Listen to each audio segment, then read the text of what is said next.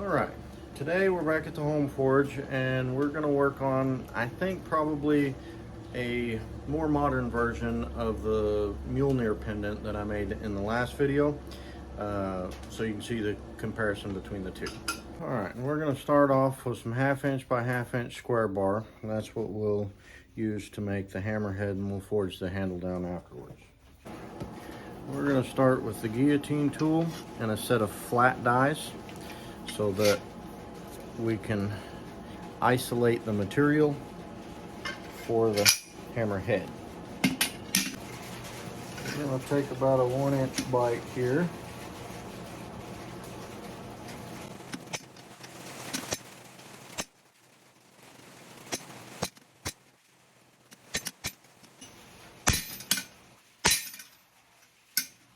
We'll keep isolating that until we get down to something we can use.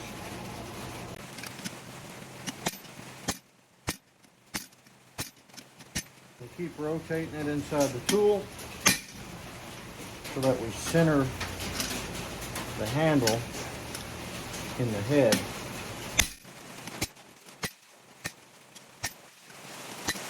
And it's now raining, if you guys can hear that.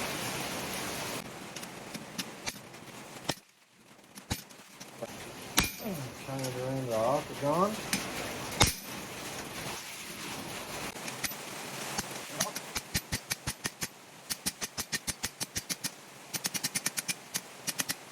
We don't want to go really small yet, but we end up with something that looks sort of like that to start with.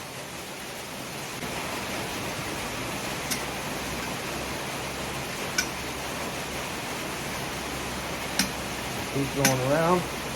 So we get a little bit longer handle.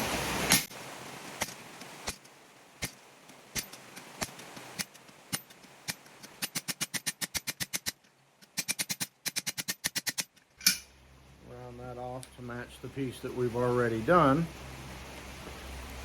And then whenever we make this smaller and stretch it out, it'll be longer anyway. So we don't need much more than that from where we're at now. Make this a little smaller and longer, but we can work with it on the end.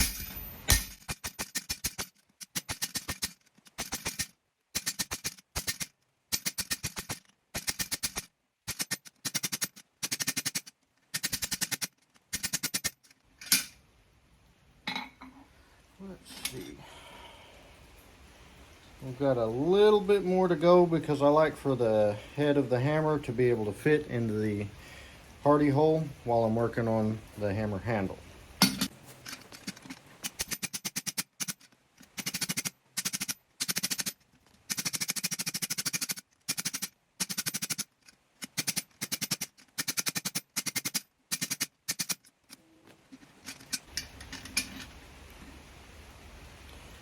Just a hair.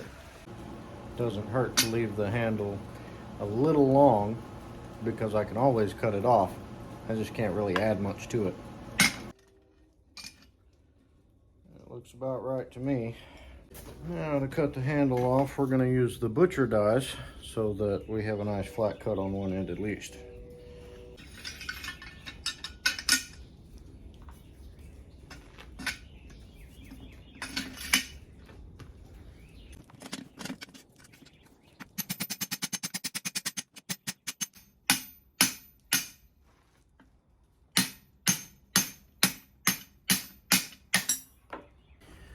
And now we have this piece that we can then turn into a hammer. Okay, we're going to start with the cross peen and kind of stretch the head out sideways.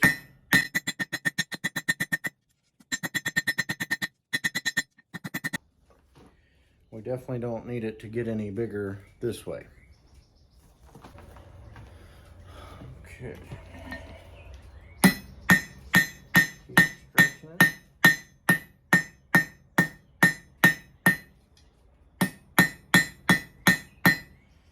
Next we will go to the vise, and then we'll push this down, which will help us stretch everything out.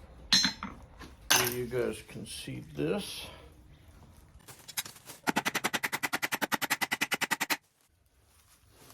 Now we'll keep doing that in order to make the hammer head wider this direction.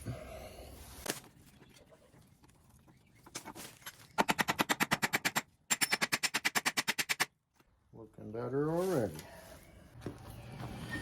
Alright, so we're going to round up the handle a little bit.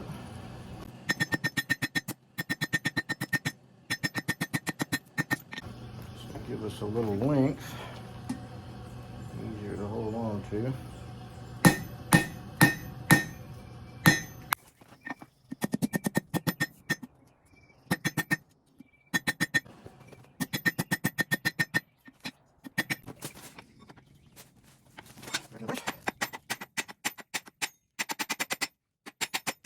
Just add a little hammer shape. And now it kind of looks like this.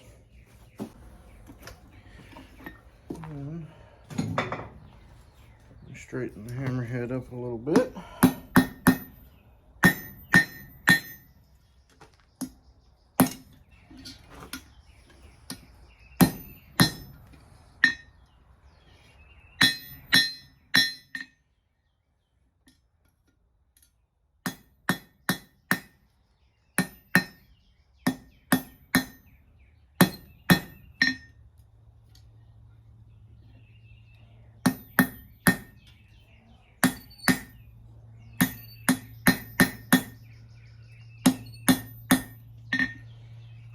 Give us some of that familiar shape there.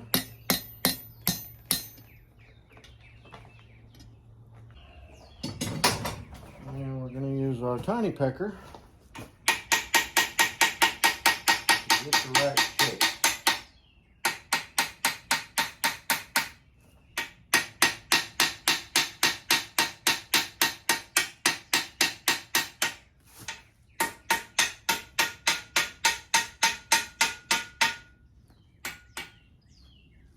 Time that's said and done with, you have something like a rose head nail, I guess.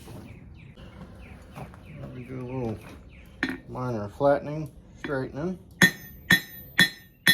smooth everything out.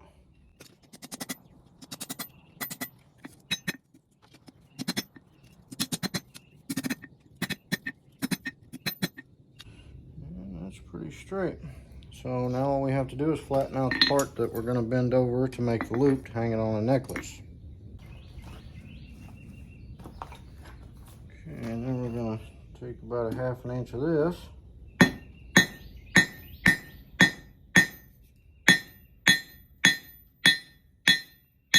Set that down, half-face blows.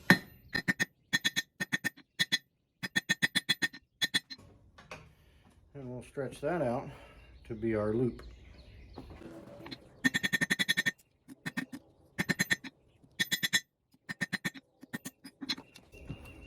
So once you have your little set down piece, you can turn that and spin it into the loop to put your necklace through. Okay, so we're going to start bending it back, and then we'll start to rotate it over to make the loop.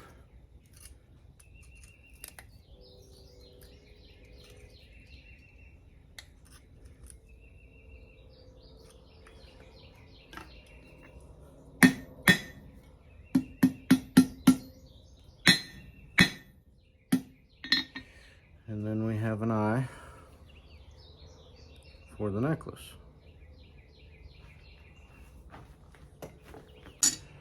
So essentially here, we're done with the forge work and we have to go to the belt grinder.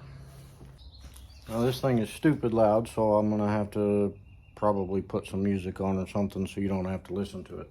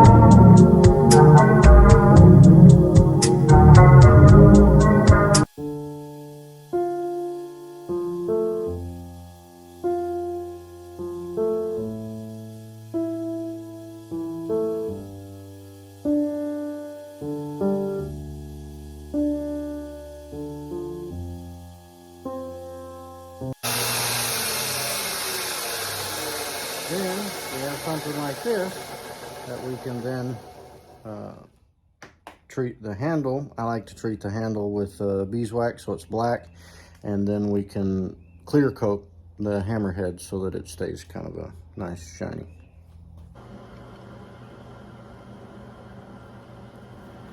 We're just going to give her a little warm up so the beeswax will melt on there. And we'll get a bunch of forged scale on everything else. Okay.